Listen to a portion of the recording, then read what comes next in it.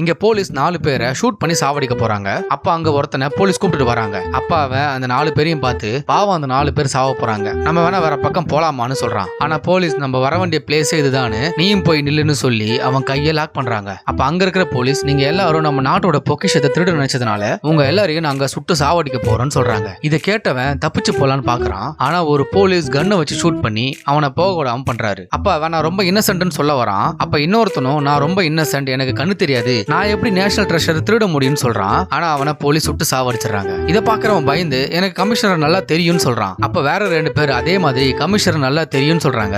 ஆனா அவங்களையும் போலீஸ் சுட்டு சாவடிச்சிடறாங்க. இதை பாக்குறவன் இவங்க அடிச்சு தப்பிச்சு போலான்னு அவனோட காலை மண்ணுக்குள்ள அமுக்குறான். அப்போ பக்கத்துல இருக்கிறவனும் அதே மாதிரி காலை உள்ள விட்டுட்டு அவங்கள பார்த்து சிரிக்கிறான். அப்ப போலீஸ் சுட வர டைம் அவங்க கண்ணுல மண்ணை வாரி அடிச்சுட்டு செவுத்துல காலை வச்சு அப்படியே பறந்து போறான். அப்போ ஒரு ஆபீசர் அவனை மிசைல் கன்னை வச்சு வெடிக்க வச்சு காலி பண்றாங்க. இதை பாக்குறவன் நம்ம தப்பிக்கிறதுக்கு வேற வழியே இல்லைன்னு அவனை சுட வர டைம் போலீஸ் கிட்ட காசை காமிக்கிறான். காசை பார்த்த உடனே போலீஸ் அவன் கிட்ட இருந்து காசை வாங்கிட்டு அவனை ரிலீஸ் பண்ணிடுறாங்க.